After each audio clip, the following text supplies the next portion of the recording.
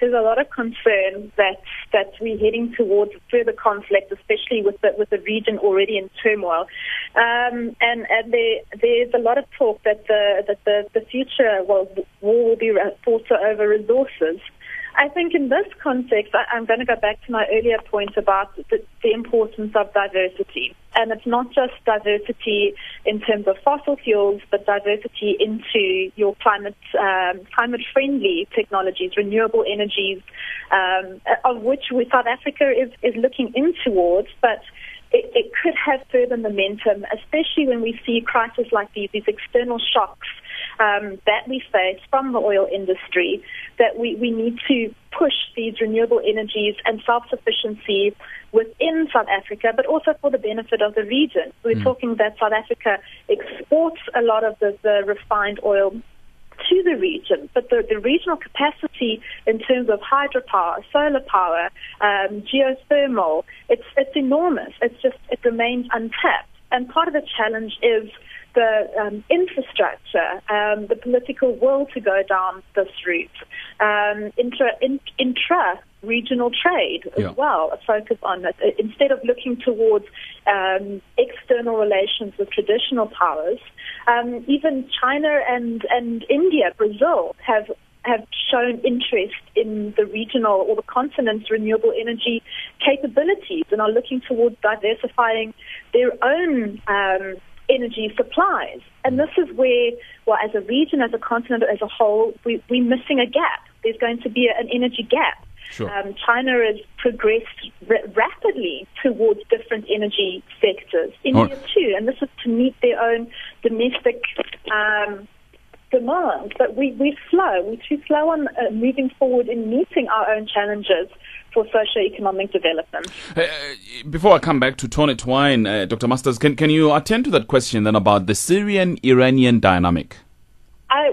It changes on a daily basis, on an almost hourly basis. So I wouldn't be able to tell you in a lot of detail. It's a regional question as a whole, I suppose, and the impact that the one will have on the other.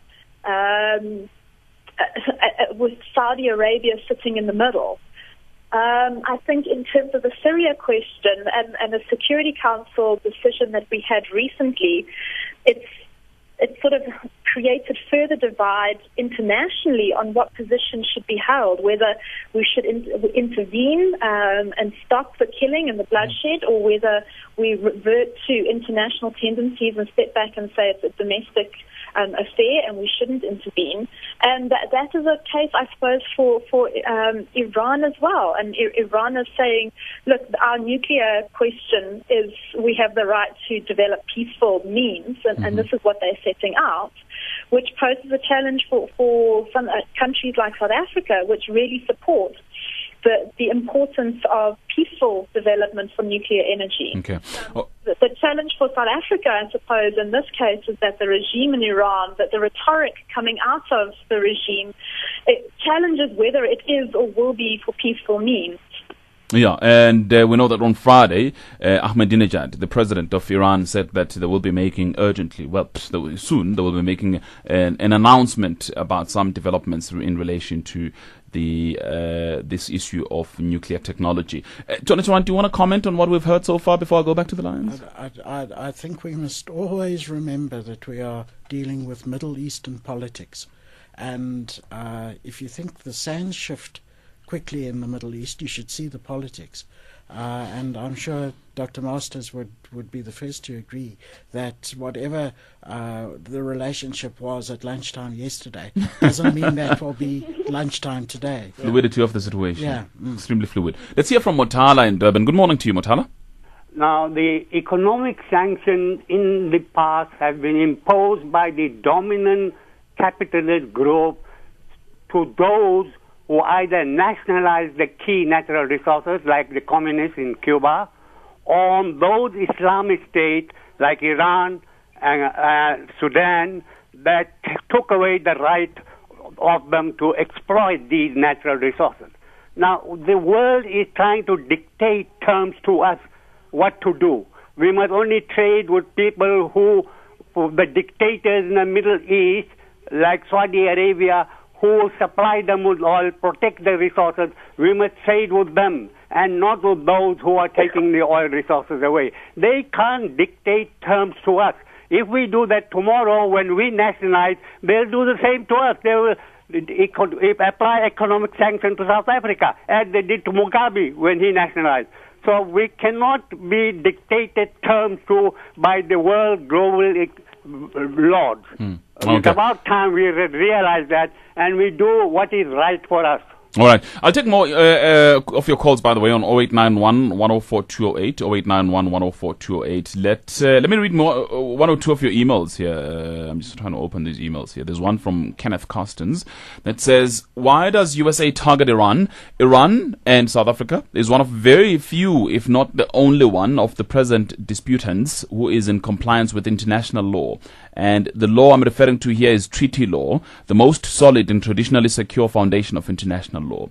Political pressures compromised the objectivity of the IAEA. It was not until he retired that the last head of the IAEA spoke definitively against the US's allies' lies about Iraq's nuke program.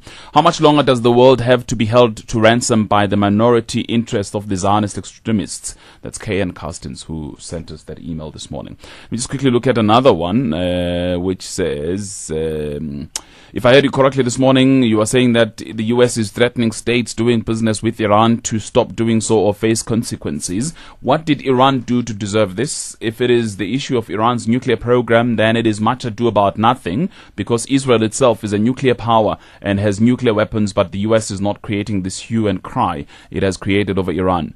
By the way, Iran has complied with the International Atomic Energy Agency, but Israel refuses to comply with the IAEA.